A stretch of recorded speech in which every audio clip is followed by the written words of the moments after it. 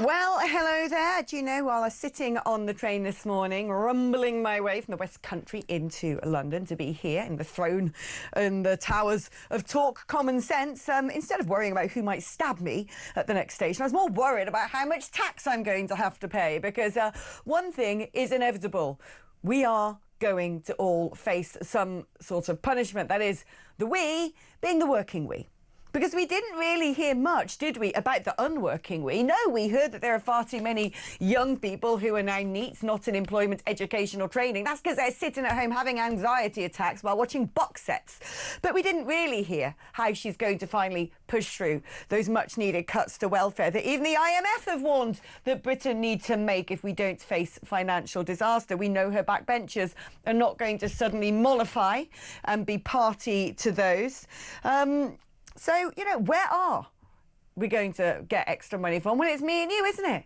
It's on our income tax. Surely, when challenged again and again if she's going to break that commitment, she didn't answer, which, let's be fair, when a politician doesn't answer a question, we all know what the answer is, the one that they don't want to say out loud publicly. Let's speak now to James Athy, who's an economic commentator and fixed income fund manager at Marlborough. Good morning to you, James. OK, what were your big take-homes from this sort of precursor, the context, if you will, the prequel to the nightmare at number 11? Morning, Alex. Not really much to take away beyond the fact that there was not much content, as you say. I don't think the Chancellor wanted to be drawn on any specifics. I think the way that she spoke out against the idea of austerity, unfortunately for investors and the UK economy, means that spending cuts are not likely to be on the docket. To be honest, even when they attempted spending cuts previously, the left side of the Labour Party roundly refused to engage, and those went by the wayside. So it does look to be relying heavily on tax rises to try and deal with what is increasingly a worrying deficit situation.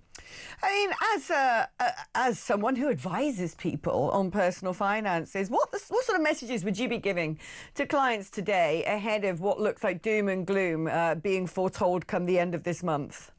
It's obviously very difficult, right? I mean, obviously you don't know the specifics of each individual and you don't know the specifics of the policy which are going to come out. There's not really anything you can do to prepare for an increase in income tax if that's what we're facing. If you're a lawyer and you're currently in a limited liability partnership, it may well be that you have to pay national insurance going forward. What can you really do about that today to try and protect yourself or sort of offset that? There really isn't anything. So it's very difficult. We're going to have to look at actually what's announced on the 26th, and people then are going to have to seek advice for their own specific financial situation.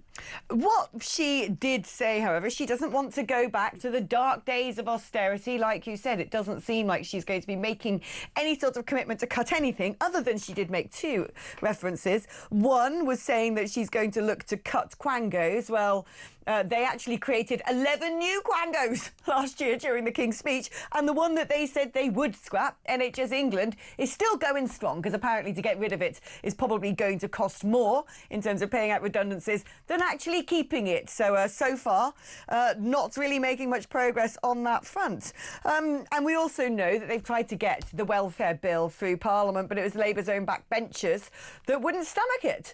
And they are going to potentially face, again, a big revolt on the left, saying we don't believe that any sort of disability benefits should be cut, even though we know that there's a huge uptick in how much we're spending, particularly when it comes to those people claiming for things like mental health conditions.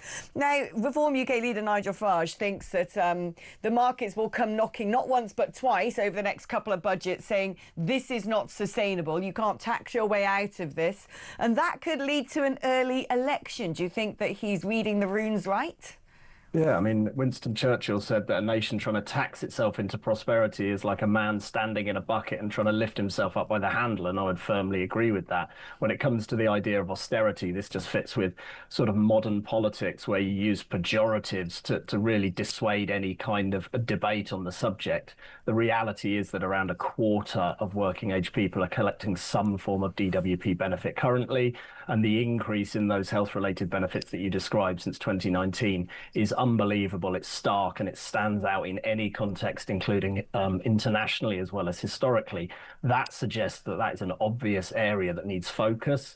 Whether Mr. Farage is correct that we'll get an election as early as 2027, of course, with acts of parliament having changed the election cycle, in recent decades, that's always more difficult to make that call. But I do think that economically speaking, increasing tax to try and pay for an unaffordable spending sort of program is not going to lead to success in the medium term. And we've already seen that this Chancellor has had to come back once and twice to try and deal with the fact that her policies have not worked to this point. And if she continues to sort of go down the same path, they will continue to not work. No, I couldn't agree more. We've already seen the wealth and capital flights from the UK. That suggests to me that that sort of point at the Laffer curve where it all starts going to hell in a handcart is already upon us. James Athey, thank you ever so much for coming on the programme and explaining matters that I constantly find very difficult to wrap my head around, other than knowing that we're not in a good place, are we?